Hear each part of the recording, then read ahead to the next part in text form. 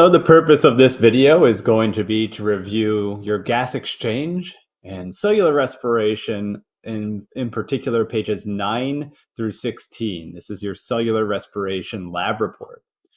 So let's go down to number 9. And the first thing that you're doing is sort of looking and interpreting the shared yeast data. If you don't know where to find the shared yeast data, it is found on Google Classroom. And you can click under either letter A or B, and you'll find the shared yeast data document. And what you are going to do for this particular section is start off by answering these two questions, which is just an interpretation of the data. And you can switch between the data down here at the bottom. And then you're going to think about the data, right? So you have 4 questions that you should answer in the space here. Once again, you're very much at this point looking at those. These are pretty much right there, but just to go through them in case you don't know. And once again, as always, you might need to pause to write as I do this. It says, which amount of sugar do you think generated the most energy from yeast? Well, in that case, we're looking at the size. I'm going to choose balloon. And we can see here our yellow balloon is going to be the most. So I can come down and see that the yellow balloon at 10.46 inches, that's going to represent the most carbon dioxide. Carbon dioxide is an output or waste product of energy production. So that's where most energy is being produced. What are some of the inputs and outputs of a yeast model? Well, we inputted sugar and we were getting carbon dioxide, and we don't see it, but we're also getting ATP cell energy out of it. It says, which of these inputs and outputs can we see? Well, we can see the sugar, we can see the carbon dioxide. We do not see the actual cell energy, but the fact that our yeast is alive and doing well tells us that we are making that ATP cell energy. And then it says, which of these inputs and outputs can you not see?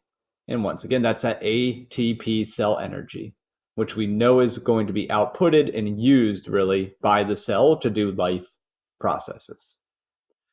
And then finally, I wonder, that is your choice, 2 things that you still wonder about energy and breathing and running and exercise. So now you're going to be creating a graph on that shared data. You have 2 options, and you can circle the one you want to do on your document. You can do a circle graph, which will be the balloon tab, or a bar graph, which is going to be the foam tab. In terms of your reason, this does say, give a reason why you chose that graph. If you are someone who likes to show change over time, that is when you would select a line graph. If you are someone who likes to compare things, that is when you would select a bar graph. In terms of constructing your graph, it will look something like what you see in the shared data, but these numbers are not correct. You will have to adjust your scale to represent our data.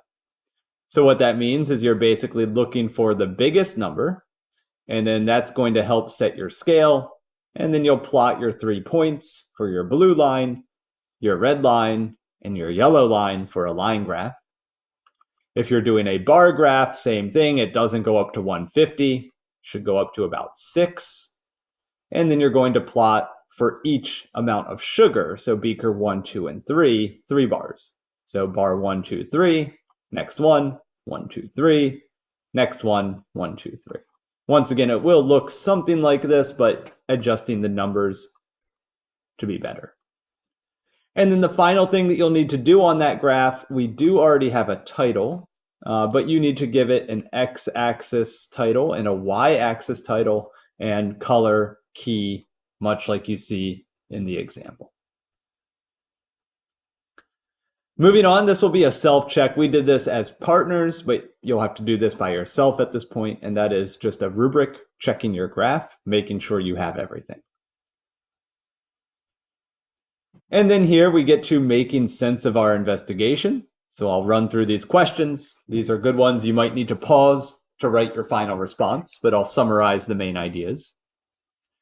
Why did we use a class average for data collection? Well, averages are a class average gives us more data points, which gives us more accuracy.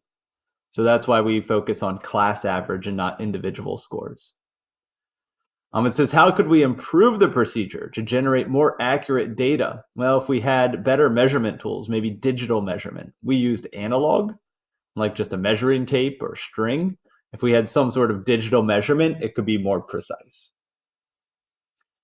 Number 3, what are some limitations of using yeast to study humans? Well, the problem is yeast aren't humans. Yes, they are cells, they are living, but a yeast is not a human. So there could be some significant differences that we need to account for.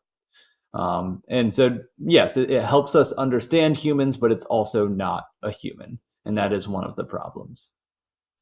Number 4, this is a reflection on your own. What is something else that you think we should learn in order to understand why humans breathe faster when exercising? Over to number 5. In this case, you have to look back at page 5 in your packet, your prediction, and then you'll pick the sentence and finish it. Now, it does say data, so you need numbers in your answer. What numbers specifically support or disprove your hypothesis? And then finally, your independent writing. This is mostly from your head. So just summarizing what the lab was. You can go back and look at the procedure. Explaining the phenomenon that we observed. So what did we see in the investigation? And how did what we see, and that's something about those balloons growing, how does that relate to running and marathon running in particular? On this page, you're going to just circle your self-score. So thinking back on this procedure or, thinking back on this lab and what you filled in. Have you done it all? And then finally, you're reflecting on your participation. This is partners, but at this point, you can do this just on yourself, and you can think in our class in general. It doesn't have to be on this activity. And that's going to be the end of this video. Next one will be on the input-output model for cell respiration.